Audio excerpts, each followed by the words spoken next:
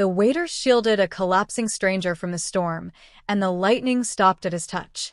What he didn't know, the elegant CEO he saved was actually a witch queen ruling a hidden world. And he'd just become the only person prophecy chose to protect her. The lightning didn't strike like normal lightning. Evan Carter had seen plenty of storms in his 32 years, but this one felt wrong. The kind of wrong that made his daughter's name flash through his mind every few seconds, even though Mia was safe at his sister's house across town. "Table 4 wants a refill," Jenny called from behind the counter, but her voice sounded distant, drowned out by the unnatural howl of wind battering the diner's windows. Evan grabbed the coffee pot, forcing his hands steady. 3 more hours. 3 more hours and he could clock out, drive home, and check on Mia one more time before she woke up. The night shift paid an extra $2 an hour, money he desperately needed for Mia's asthma medication. The fluorescent lights flickered. Once. Twice. Then the entire diner plunged into darkness. "Generator should kick in," Jenny muttered, but Evan barely heard her. Through the rain-streaked window, he saw something that made his blood freeze. A woman, collapsed face down in the parking lot. Thunder cracked so loud the coffee pot slipped from Evan's grip, shattering across the tile floor. But he was already moving, shoving through the diner door into the screaming storm. The rain hit him like needles. Within seconds, he was drenched, his worn work shoes splashing through puddles that hadn't existed 5 minutes ago. The woman lay near the dumpsters, her dark hair plastered across her face, one arm twisted beneath her at an unnatural angle. "Mom. Can you hear me?" No response. Evan dropped to his knees, reaching for her shoulder, and that's when the lightning came. It didn't fork down from the clouds. It reached for her, a jagged white tendril that snaked through the air like something alive, something hunting. Evan's body moved on instinct, the same instinct that made him check Mia's breathing every night, the same instinct that made him dive between his daughter and a speeding shopping cart last summer. He threw himself over the woman's body. The lightning struck 3 feet away, so close he felt his hair stand on end, so close he tasted copper and ozone. The impact should have killed them both. But the moment his hands touched the woman's rain-soaked skin, the world changed. The storm hesitated. For one impossible heartbeat, the rain hung suspended in the air. The wind died. The thunder went silent. Evan felt something surge through his chest, not pain, but warmth, like drinking hot coffee on a winter morning, like Mia's small hand in his, like something ancient and inexplicably right. Then reality snapped back, and the storm resumed its fury. "Help!" Evan screamed toward the diner, but his voice was nothing against the wind. He hooked his arms under the woman's shoulders and dragged her toward the entrance. She was lighter than he expected, but limp, completely unconscious. Blood trickled from a gash on her forehead, mixing with the rain. Jenny held the door open, her face pale. "Oh my God, Evan. Call 911. He carried the woman inside, laying her carefully on the worn vinyl booth seat. His hands shook as he grabbed clean napkins, pressing them against her head wound. "Mom? Stay with me. You're safe now." Her eyes fluttered open, just for a moment, and Evan's breath caught. They were violet. Not blue, not purple-tinted brown, but violet, the color of storm clouds at sunset, the color of something not quite human. "Serafina," she whispered, her voice barely audible. Her hand lifted weakly, fingers brushing against Evan's wrist where his sleeve had rolled up. Where her skin touched his, that warmth pulsed again, and Evan saw something impossible. A flash of golden light. A crown made of starlight. A throne room carved from crystal and shadow. Then her hand fell, and she went still. "Ambulance is 10 minutes out." Jenny shouted. "Evan, what the hell is happening?" That lightning, it was following her. "Just get me the first aid kit." Evan checked the woman's pulse. Steady. Strong. But her skin was cold, too cold, and the wound on her head was already healing. He blinked hard, sure he was seeing things wrong. But no, the gash was knitting closed before his eyes, new skin forming over torn flesh. Outside, the storm suddenly screamed. The windows bowed inward from the pressure. Rain hammered the roof like bullets. And through it all, Evan heard something else, voices in the wind, speaking in a language that hurt to hear, that made his teeth ache and his vision blur. The woman, Serafina, twitched. Her lips moved, forming words he couldn't quite catch. Found me. They found me. The ward is broken. Who found you? Evan leaned closer, his instincts screaming danger even as he refused to leave her side. Who's looking for you? Her violet eyes opened one more time, focusing on him with sudden, terrifying clarity. You touched me during the lightning, she said, her voice stronger now, layered with something that resonated in Evan's bones. You shouldn't have been able to do that. You shouldn't have survived that. Well, I did. And so did you, so. No. Her hand shot up, gripping his arm with surprising strength. You don't understand. That lightning was meant to kill me. It was hunting me. But when you touched me, it couldn't. The storm obeyed you. Evan wanted to laugh, wanted to call her delirious, but he remembered that impossible moment, the rain freezing mid-fall, the wind dying at his touch. That's not possible, he said weakly. Serafina's lips curved into something that wasn't quite a smile. Possible or not, you just changed everything. They'll know now. They'll know the prophecy is real. What prophecy? Look, you hit your head pretty hard. The prophecy that will either save my world, her eyes started to close again, exhaustion pulling her under, or destroy it completely. And you, Evan Carter, are standing right at the center. Evan froze. Huh. Do you know my name? But Serafina was already unconscious again, leaving Evan with 100 questions and the impossible memory of a storm that had stopped at his command. Outside, the rain began to fade. But Evan had the terrible feeling that the real storm was only just beginning. The hospital smelled like antiseptic and bad coffee. Evan had dropped Mia off at school an hour ago, fighting the urge to keep her home, to keep her close. She'd chattered the whole drive about her science project, oblivious to the fact that her father had barely slept, his mind replaying violet eyes and impossible storms on an endless loop. Room 237, the nurse at the desk said without looking up. But visiting hours. I'm the one who brought her in. Evan was already walking, his work shoes squeaking against the linoleum. He changed into his spare clothes. The diner kept extras for messy shifts, but he still felt damp, like the storm had soaked into his bones. Room 237 was at the end of the hallway, door slightly ajar. Evan knocked softly. Serafina? It's Evan. From last night. I just wanted to check if you're. The room was empty. Not just empty, stripped. The bed was made with fresh sheets, the medical equipment rolled away, the whiteboard wiped clean. It looked like no one had been there at all. Excuse me, Evan flagged down a passing nurse. The woman in 237. Where did they move her?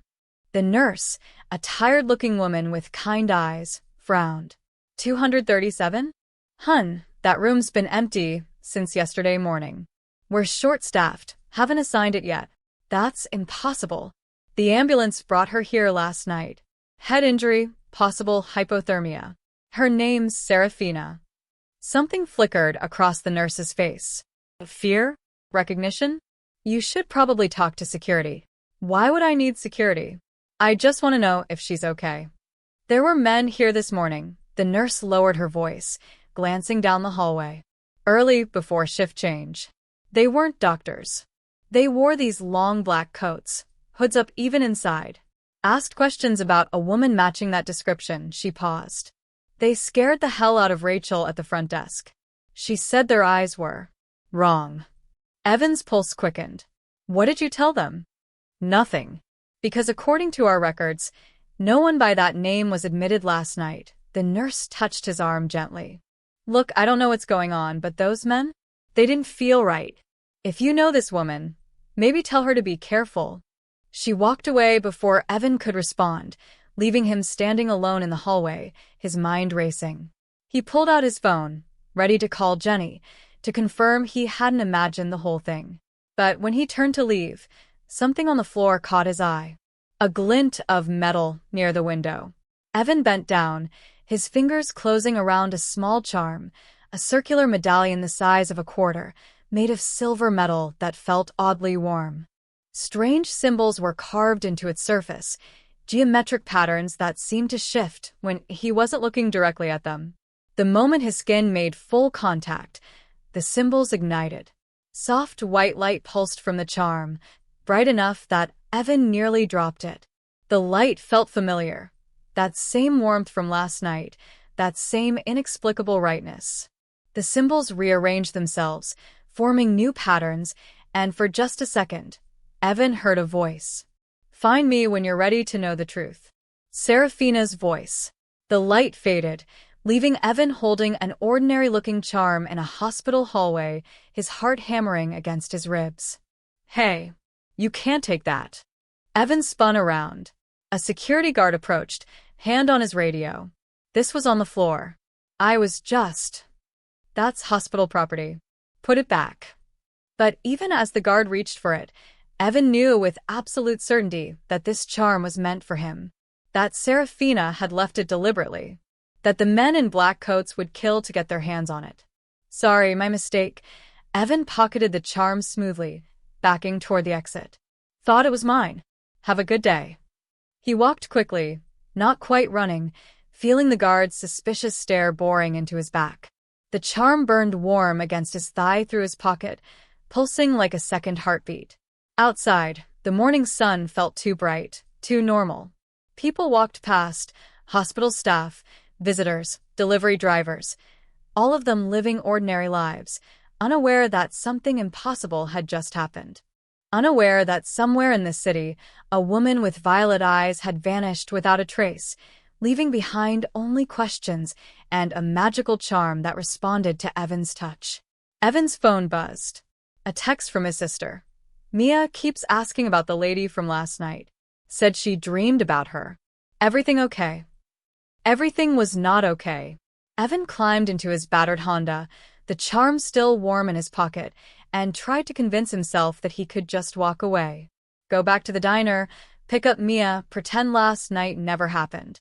But as he started the engine, he caught his reflection in the rearview mirror. And for just a moment, so brief he almost missed it, his eyes flashed violet. 2 days passed like a fever dream.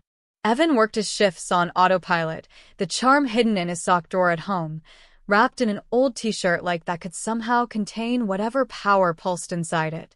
He told himself he'd thrown it away. He told himself he'd forgotten about violet eyes and impossible storms.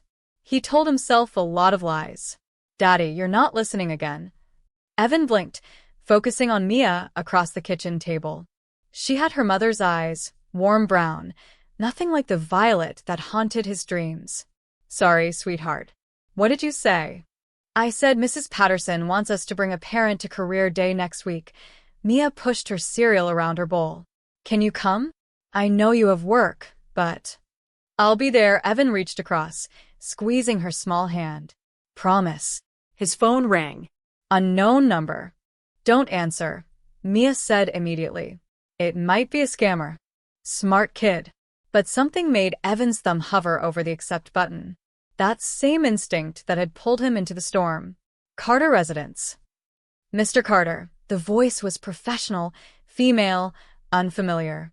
"This is Celeste Thorne, executive assistant to Ms. Serafina Vale. Ms. Vale requests the pleasure of your company this afternoon at Vale Industries headquarters. 2 o'clock. A car will be sent." Evan's throat went dry. "I don't. Who?" "The woman whose life you saved, Mr. Carter. She's been looking for you. She apologizes for the abrupt departure from the hospital, but circumstances require discretion." A pause. "She has something that belongs to you. And you have something of hers." The charm. Evan's hand unconsciously moved toward his pocket, even though the charm was home, hidden away. "I work at 2. Your manager has been compensated for your absence. The car will arrive at 1:30. Wear what you're comfortable in." The line clicked dead. "Who was that?" Mia asked, suddenly alert. "Nobody, baby. Just work stuff."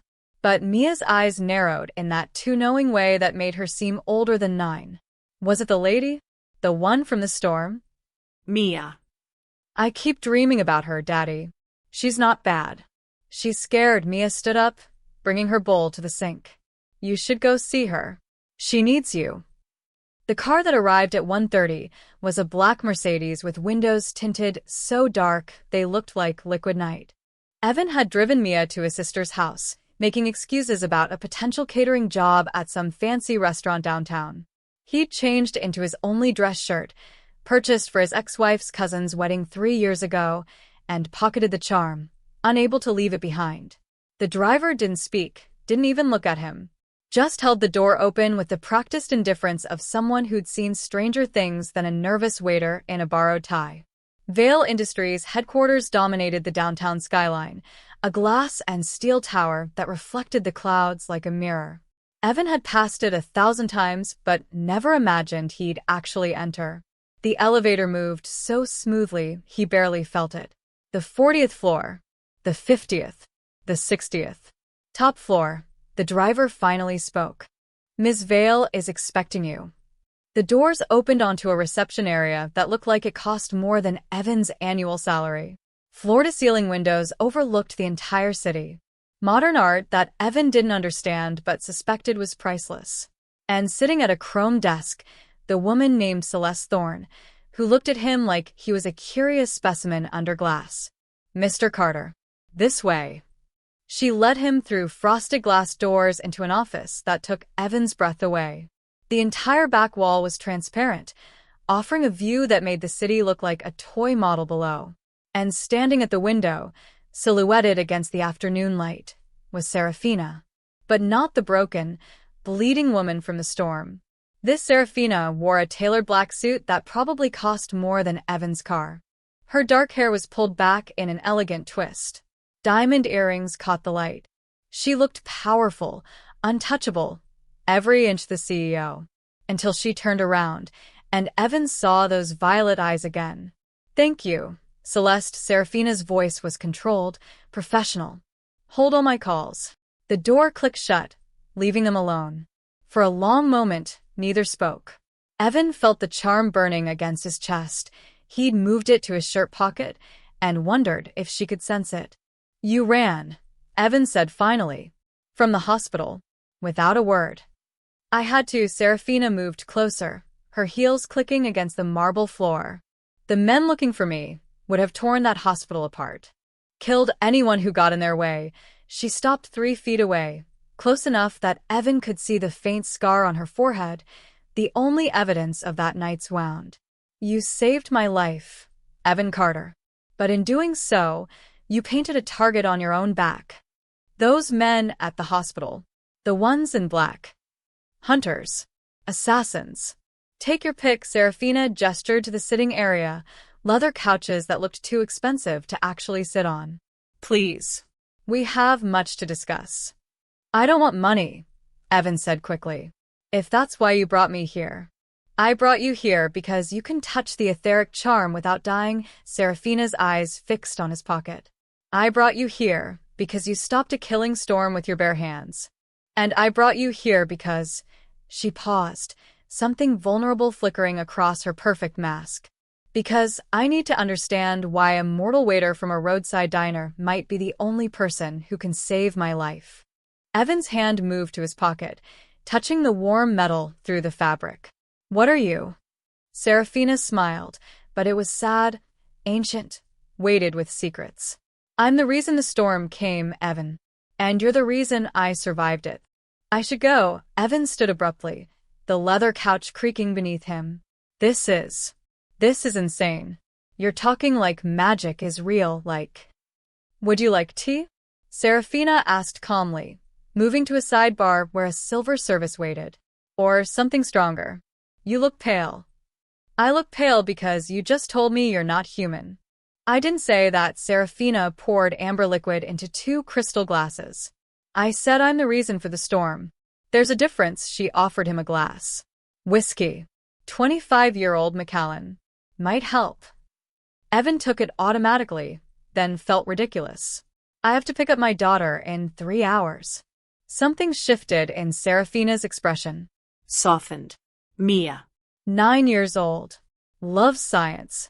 Has your eyes at Evan's shocked look, she added. I needed to know who saved me. Who could touch the charm. I had to be sure you were real. You investigated me? I protected you, Serafina's voice sharpened. There are people, things, that would kill you just for touching me. The charm chose you, Evan. That means something in my world. Something dangerous. Evan set down the untouched whiskey. Then take it back. Take your charm, erase whatever target you put on me, and let me go back to my life. I can't. Why not? Because you've already activated it. The magic is in you now. Serafina moved to the window, her reflection ghostly in the glass.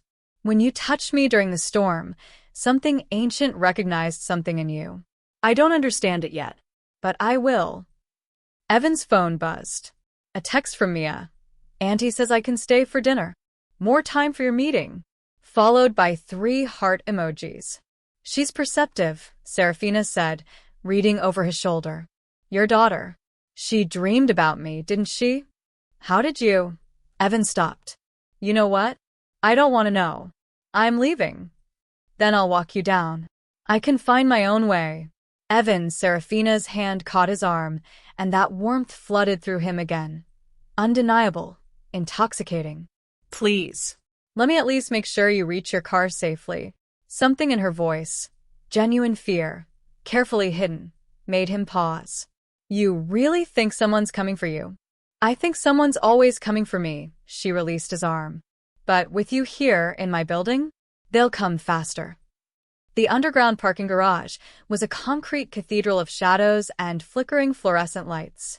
Evan's Honda sat in visitor parking, looking pathetic next to the Teslas and BMWs. Serafina had insisted on walking him down, waving away her security detail with a curt gesture that surprised him.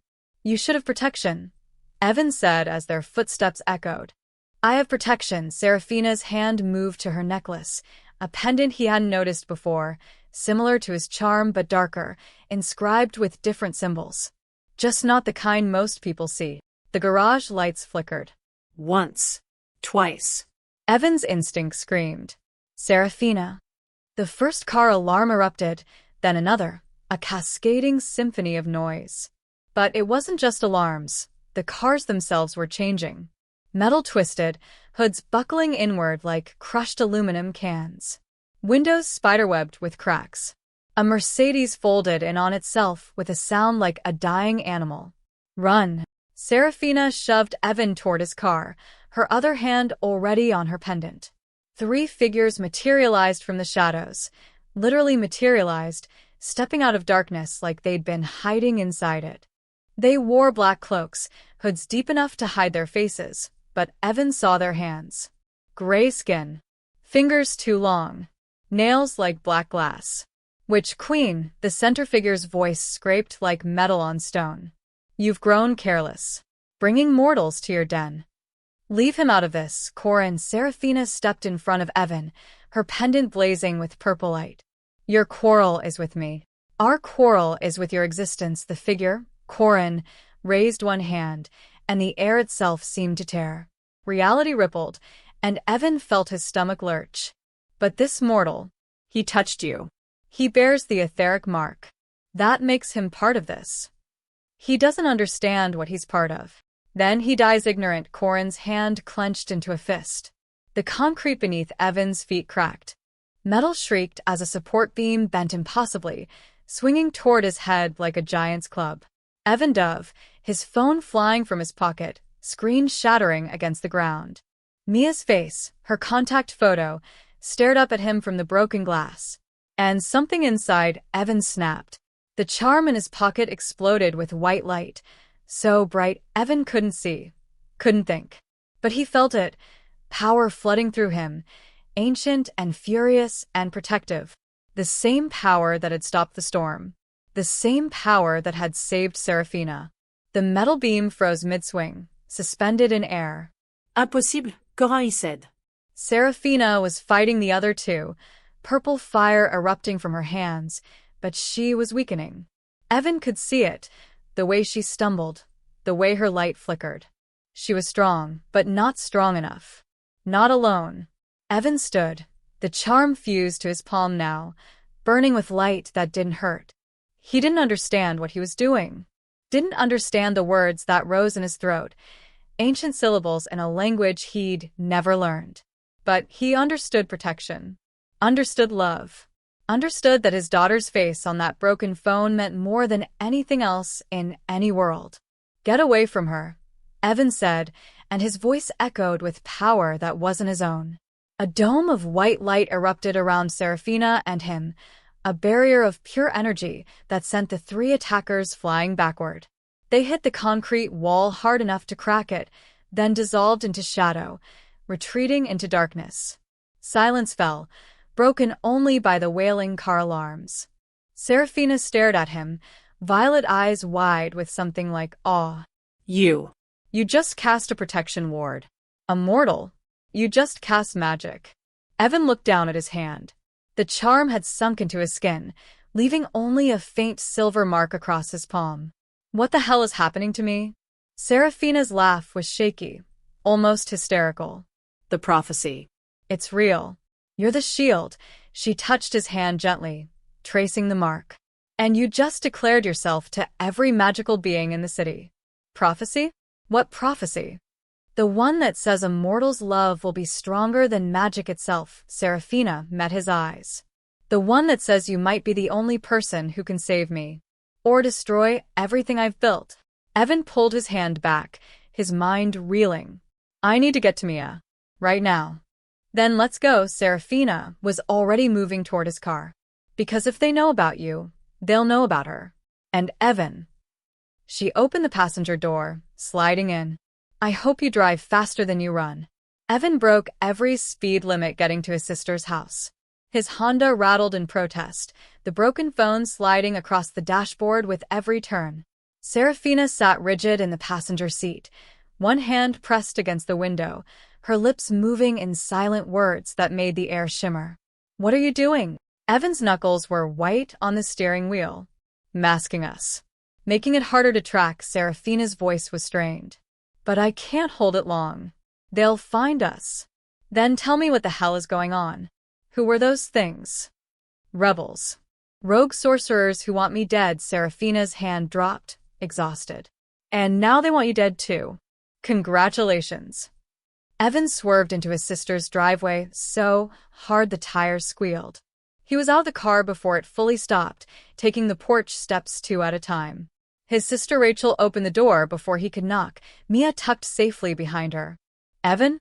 What's wrong? You look. We need to go." Now, Evan scooped Mia into his arms, feeling her small body against his chest, solid and real. "I'll explain later. Daddy." Mia's arms wrapped around his neck. "You're shaking." I'm fine, sweetheart. Just. He saw Serafina emerge from the car, elegant and otherworldly even in the suburban driveway. Rachel's eyes went wide. Oh my God, is that Serafina Vale? From the news? Rachel grabbed Evan's arm. "What is happening?" "Trust me," Evan said, meeting his sister's eyes. Please, Rach. "Just trust me. Keep your doors locked tonight. Don't answer for anyone." He was back in a car in seconds, Mia buckled in the back seat, still clutching her purple backpack. She stared at Serafina with open curiosity, no fear at all. "You're the lady from Daddy's dream," Mia said simply. Serafina turned in her seat, a genuine smile crossing her face. "And you're the little girl who's braver than most warriors I know. Where are we going?" Evan started the car, his mind racing through options. A hotel? Out of state? Mexico. My estate. 30 minutes north. Serafina placed her hand on the dashboard, and the engine suddenly ran smoother, quieter. "It's hidden. Protected. They can't reach us there." "How do I know I can trust you?" Serafina met his eyes. "You don't. But you felt the magic in that garage, Evan. You know what's hunting us. And you know your daughter isn't safe anywhere else." Mia leaned forward. "I like her, Daddy." Evan wanted to scream, wanted to wake up from this nightmare. Instead, he drove. The estate looked like a forgotten forest at first, just trees and darkness and a dirt road that shouldn't exist off the main highway. But as Evan's car passed through an invisible threshold, the world changed. The trees straightened, their bark gleaming silver in moonlight that was too bright. Flowers bloomed luminescent along the path. And ahead, a house that defied architecture, part Victorian mansion, part glass cathedral, part something that shouldn't exist in 3 dimensions. "Welcome to Thornwick," Serafina said softly. "My real home." Mia pressed her face against the window. "It's like a fairy tale." "Close," Serafina smiled sadly. "Very close." Inside, the house was warm despite its size. A fireplace roared with purple flames that didn't smoke. Books floated on invisible shelves. And in the main hall, a portrait showed a younger Serafina wearing a crown of starlight, standing beside a man with kind eyes and a sword at his hip. "My king," Serafina said, following Evan's gaze. "Aldrich. He died 5 years ago, protecting me from the first rebellion." "I'm sorry," Evan said and meant it. "So am I." Serafina touched the portrait gently. "His death weakened my rule.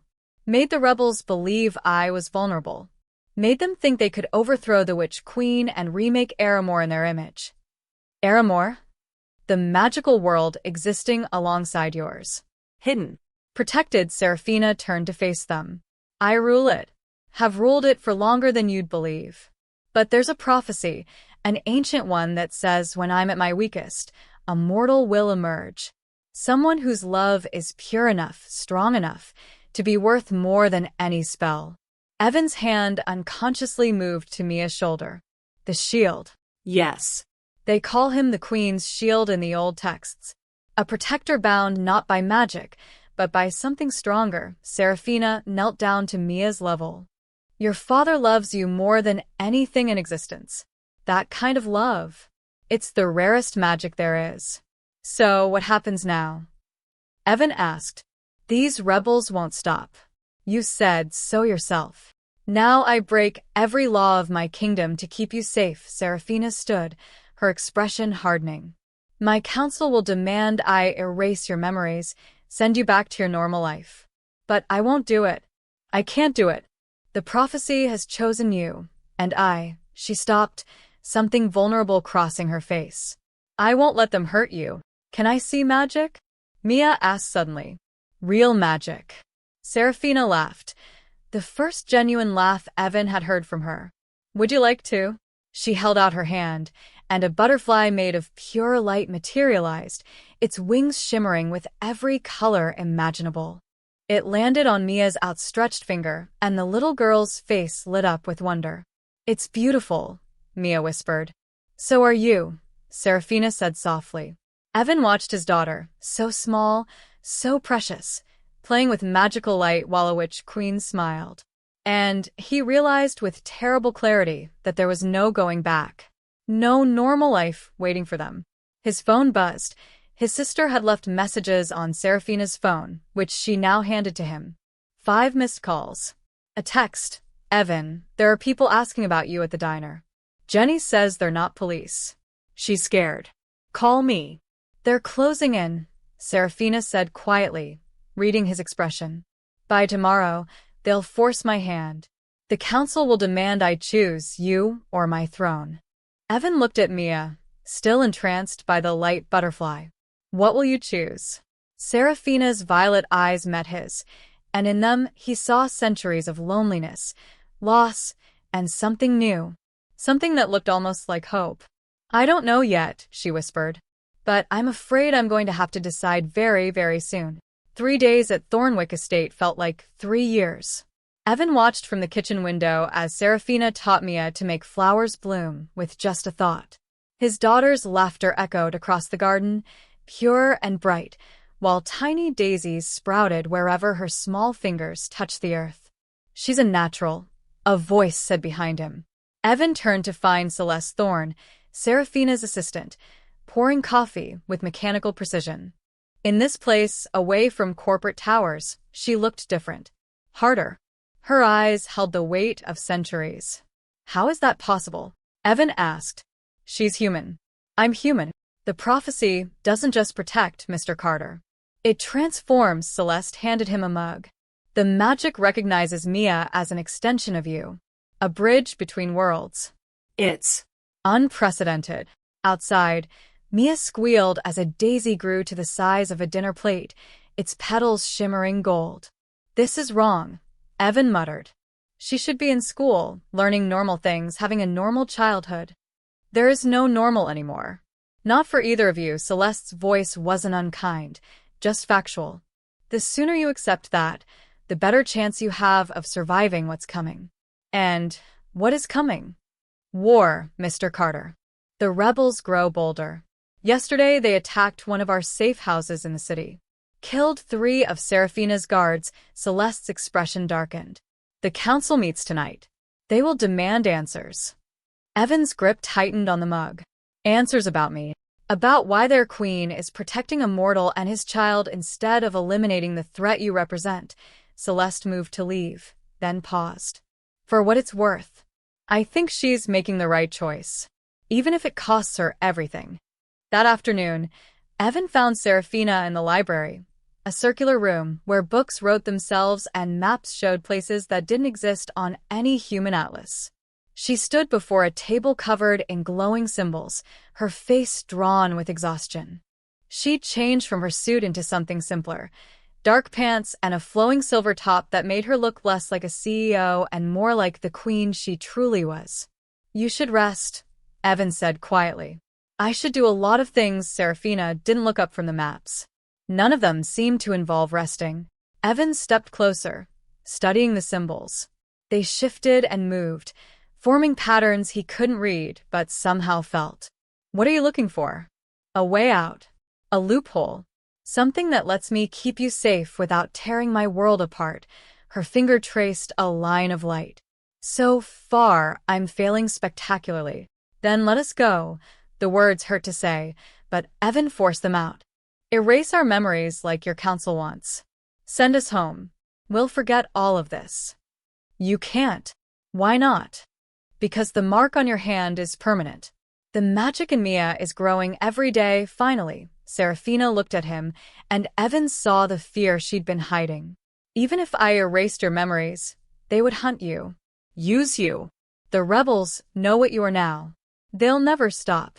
Evan's hand unconsciously moved to the silver mark across his palm. It pulsed with gentle warmth, a constant reminder of that moment in the parking garage. Then what do we do? I don't know. Serafina's voice cracked slightly. I've ruled for 200 years, Evan. Survived wars, betrayals, the death of my king. But this? Choosing between my duty and… She stopped herself. And what? Serafina turned away, but not before Evan saw something raw in her expression. Nothing. It doesn't matter. But it did matter. Evan felt it in the air between them, in the way his heart raced when she was near, in the way her hand had lingered on his when she'd helped him understand the magic. This wasn't just about prophecies and protection anymore. Serafina. The council arrives in 3 hours. She straightened, rebuilding her walls. They'll want to see you. Judge whether you're worth the risk I'm taking. And if they decide I'm not, then I'll tell them to reconsider. Her jaw set in a line that reminded Evan why she was a queen. And if they still refuse, I'll make them understand that I don't need their permission to protect what's mine. The words hung in the air. What's mine? And Evan's breath caught. Before he could respond, an alarm shattered the moment. Not a sound, but a feeling like reality itself was screaming. The library windows cracked. Books fell from their floating shelves. And outside, the sky turned blood red. No, Serafina whispered. No, they wouldn't dare. Celeste burst through the door, her face pale. My queen, the eastern ward just collapsed. They're attacking the city directly.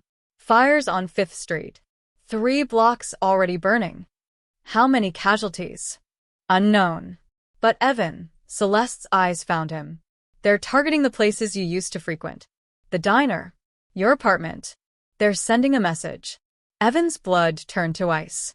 Jenny. The night shift crew. Oh God. I'll send protection, Serafina said immediately. It's not enough. Evan grabbed her arm. You said it yourself, they won't stop. They'll burn the whole city to get to me. Then what do you suggest? Evan met her violet eyes, and in that moment, something crystallized. He thought of Mia in the garden, learning magic with innocent joy. He thought of Jenny serving coffee to tired truckers. He thought of the normal life that was already gone, burned away the moment he'd stepped into that storm. I stopped running, Evan said quietly. I learned to fight. You said the prophecy made me a shield? Then teach me how to be 1 inch. Evan, I'm not helpless. You've seen what I can do, he held up his marked palm. I have this power.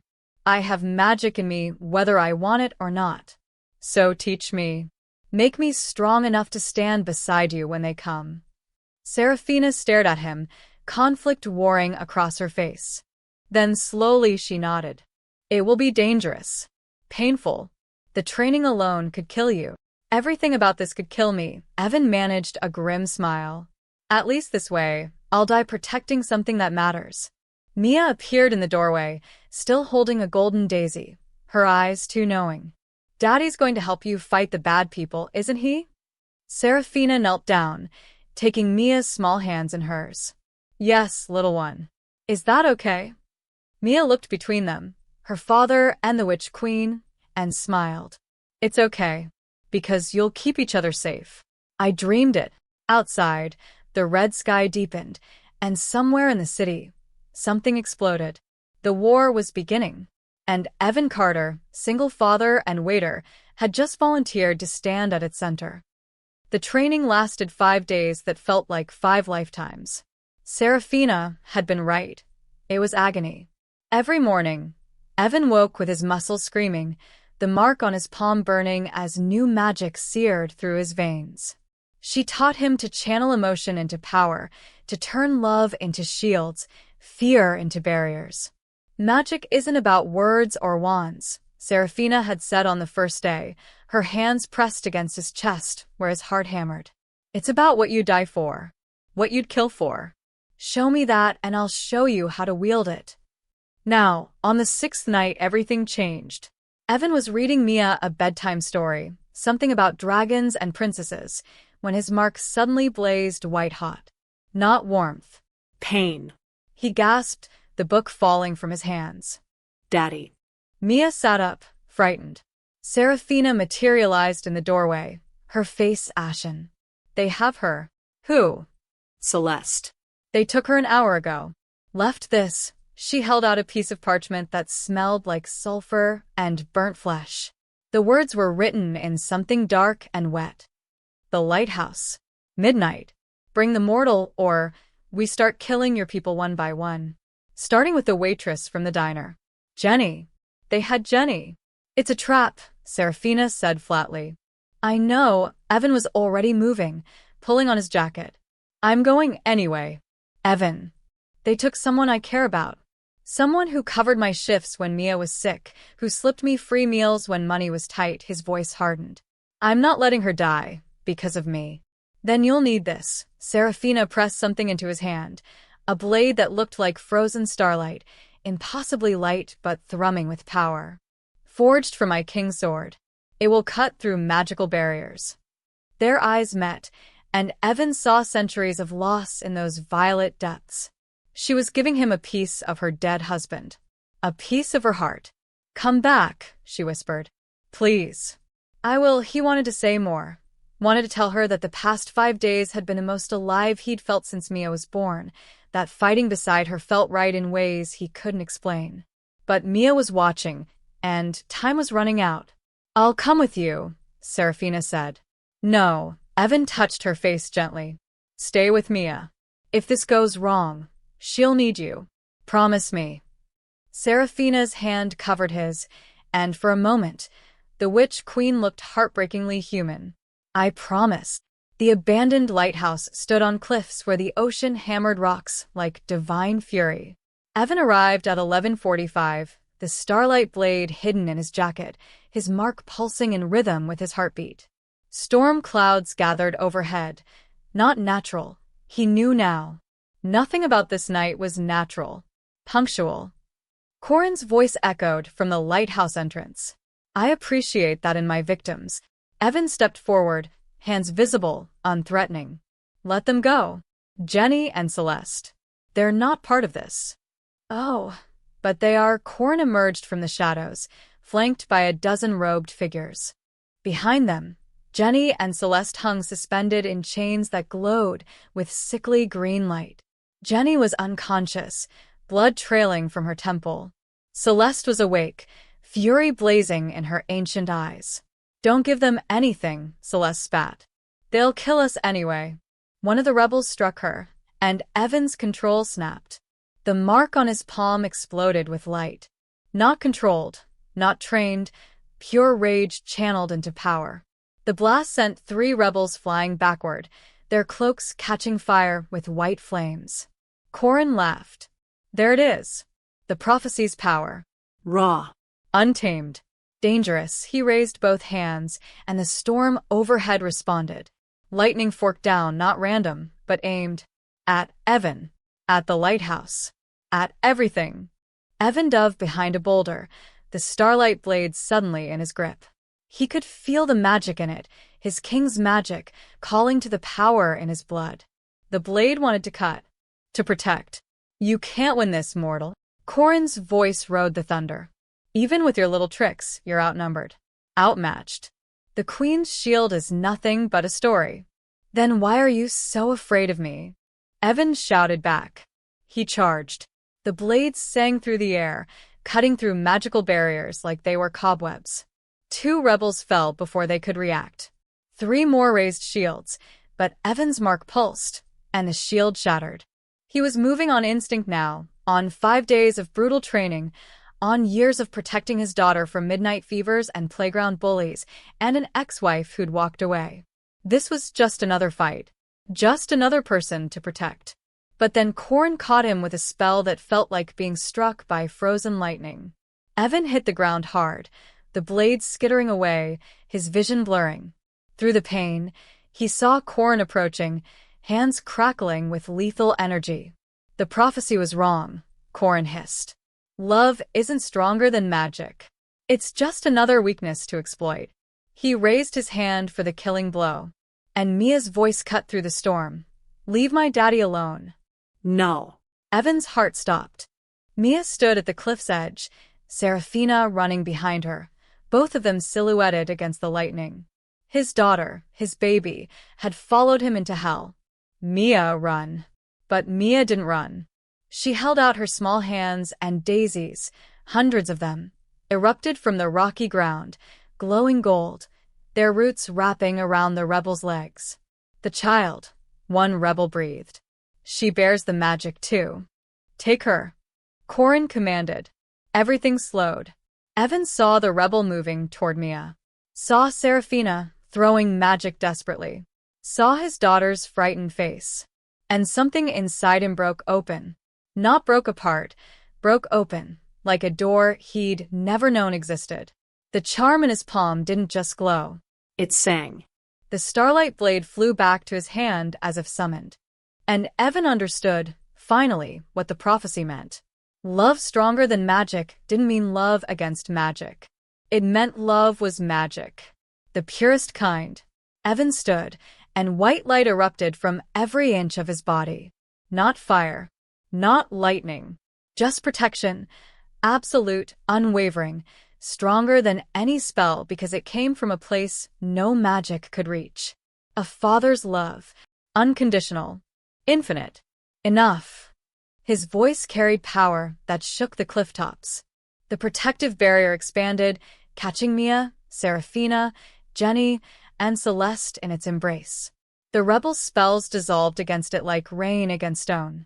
Serafina joined him, her magic intertwining with his, purple and white, queen and shield, perfectly balanced. Together, they were unstoppable. You wanted the prophecy? Serafina's voice rang out. Here it is. The combined magic surged outward, a shockwave of pure force that sent every rebel flying. Corin screamed as the power hit him, his form dissolving into shadow, retreating into darkness. The storm broke. The clouds parted. And in the sudden silence, Evan collapsed to his knees, utterly spent. Mia crashed into him, her small arms tight around his neck. "Daddy, you did it. You saved everyone." "We did it, sweetheart." Evan held her close, breathing in her shampoo-scented hair. "We did it together." Serafina knelt beside them, her hand finding Evan's. Their fingers intertwined, queen and mortal, magic and love, no longer separate. "It's over," she whispered. "No," Evan said, meeting her eyes. "It's just beginning." The council hall of Aramor existed between worlds. Evan had thought Thornwick Estate was impressive, but this was something else entirely. Walls made of crystallized starlight, floors that reflected not the present, but possibilities. And seated in a semicircle of thrones carved from materials Evan couldn't name, the High Council of the magical world. 7 ancient beings, each radiating power that made Evan's teeth ache. He stood before them in his jeans and borrowed dress shirt, Mia's hand clasped tightly in his, feeling absurdly human. Serafina stood beside him in full royal regalia, crown of starlight, robes that shifted like liquid night, every inch the Witch Queen. "You have violated the first law," the eldest counselor spoke, her voice like grinding stone. "No mortal may know of our existence. No mortal may wield our magic. Yet this man does both. The prophecy chose him," Serafina said calmly. "Ancient law supersedes your first law, Magistrate Thorn. The prophecy is a children's story. The prophecy saved my life. Saved all our lives." Serafina's voice hardened. Corrin's rebellion would have torn Aramor apart. Evan Carter stopped it. A mortal, with magic born from love rather than study or birthright. Murmurs rippled through the council. "And the child?" Another counselor gestured to Mia, who stared back with curious fearlessness. "She carries active magic. Untrained. Dangerous." "She carries hope," Serafina corrected. "She's proof that magic isn't limited to old bloodlines and ancient rules. That it can evolve. Grow." "You ask us to rewrite millennia of law for one man and his daughter?" "No," Serafina stepped forward, removing her crown. The council gasped. A queen never removed her crown in session. "I ask you to recognize that I was wrong. That we've all been wrong. We've hidden for so long we forgot why we have power in the first place. Not to rule from shadows, but to protect, to nurture, to build bridges instead of walls." She placed the crown on the council table. "I abdicate my throne, effective immediately." Serafina, Celeste, recovered and standing among the court observers, looked horrified. "You can't." "I can, and I will." Serafina's voice was steady, certain. "Unless the council agrees to my terms. A new era. One where select humans can know of us. Where magic can be taught beyond bloodlines. Where the worlds can slowly, carefully, begin to coexist." Silence fell like a hammer. The eldest counselor studied Serafina for a long moment. "And if we refuse, then you'll need a new queen. And you'll face the next rebellion alone, without the shield the prophecy provided." Serafina's smile was sharp. "How long do you think you'll last?" It was a bluff. It had to be, but Evan saw the calculation in the counselor's ancient eyes. They'd seen the battle at the lighthouse. Seen what he and Serafina could do together. Seen Mia's untrained magic bloom with impossible strength. They were afraid. Not of losing Serafina. Of losing what she and Evan represented. "We will consider your proposal," Magistrate Thorn said finally. "But the mortal and child must be bound by magical oath. No revealing our existence beyond those we permit. No misuse of power. Any violation means immediate memory erasure." "Agreed," Evan said before Serafina could object. "On one condition. My daughter gets to choose. When she's 18, she decides if she wants to keep her magic or live a normal human life. No prophecy, no destiny, her choice." Mia tugged his hand. "Daddy, I already choose. I want to keep it." "You don't understand what you're choosing, sweetheart." "Yes, I do." Mia looked up at him with those wise eyes that always seemed too old for 9 years. "I'm choosing to be like you. brave and strong and protecting people, she turned to Serafina. And like you, magic and kind and beautiful. Serafina's breath caught, something vulnerable breaking through her queenly mask. The child may train, the eldest counselor declared, under the queen's supervision. But the final choice remains at maturity. Do you accept these terms, Evan Carter? Evan looked at Mia, then at Serafina, this impossible woman who'd crashed into his life and turned everything upside down, who'd trusted him when she had no reason to, who'd chosen him over centuries of law. I accept. Then it is done, the counselor gestured, and Evan felt something settle over him. The magical oath, binding but not constraining. Rise, shield of Aramor, first of your kind. May your service be long, and your love unbreakable. They walked out of the council hall as sunrise painted the sky in impossible colors. Mia had fallen asleep against Serafina's shoulder, exhausted from the night's drama. Celeste and the royal guard followed at a respectful distance, giving them space. So, Evan said quietly, what happens now? Now. Serafina adjusted Mia carefully, a soft smile on her lips. Now you decide if you want to go back to the diner or accept the position my council is too proud to offer directly. What position? Royal consort. Protector of the realm. The queen's. She paused, something uncertain flickering across her face. The queen's partner. In all things. Evan stopped walking. Serafina, we barely know each other. I know you'd die for your daughter. I know you make terrible coffee, but perfect scrambled eggs. I know you snore softly and dream about storms, her voice softened. I know that for the first time in 5 years, since Aldrich died, I feel like I'm not facing the darkness alone. That's not love. That's trauma bonding. Maybe Serafina shifted Mia slightly, meeting his eyes. Or maybe it's the beginning of love. The kind that's earned through fire and choice rather than destiny, she smiled. I'm not asking you to marry me, Evan. I'm asking if you'll give this a chance. To see what we could be without prophecies or attacks or council sessions. Evan thought about his apartment with its leaky faucet and overdue bills. Thought about the diner where Jenny was already back serving coffee after one night in the hospital, laughing about her crazy adventure. Thought about the normal life he'd tried so hard to preserve. Then he thought about Mia learning to make flowers bloom. About standing beside Serafina in battle, their magic perfectly synchronized. About the way his heart raced when she smiled at him without her queenly mask. I have conditions, he said finally. Name them. Mia comes first. Always. If this gets dangerous again, if your world threatens her, then we protect her together. Agreed. I'm not giving up who I am. I'm still a waiter, still a single dad, still the guy who clips coupons and drives a beat-up Honda. The Honda needs work, Serafina interrupted. I took the liberty of having my mechanics look at it. The engine is held together by optimism and prayer. See, that's exactly what I'm talking about. No fixing my life without asking. Noted. Anything else? Evan stepped closer, his hand finding hers. Be patient with me.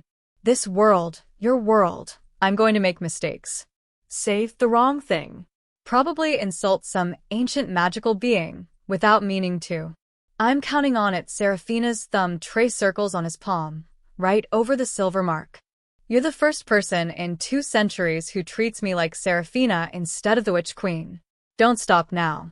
The sunrise caught her face, painting her in gold and rose, and Evan realized she wasn't impossibly beautiful. She was just beautiful. Real. Flawed. Scared and brave, and trying to figure this out same as him. Okay, he said. Let's try this. Whatever this is. Serafina rose on her toes, pressing a kiss to his cheek, soft, tentative, full of promise. Whatever this is, she agreed. Mia stirred between them, yawning. Are you guys done talking? I'm hungry. They laughed, all 3 of them, and it felt like the most natural thing in any world. As they walked toward Thornwick Estate, Evan's phone buzzed. A text from Jenny. Back at work. Tips are great tonight. Everyone wants to hear about the gas leak incident. You coming in for your shift? Evan looked at Serafina, at Mia, at the impossible life spreading before him. He typed back, taking some personal time. I'll explain soon. Promise. Because some stories couldn't be told, but they could be lived. And Evan Carter, single dad, waiter, and now Shield of Aramor, was ready to live his. One impossible day at a time.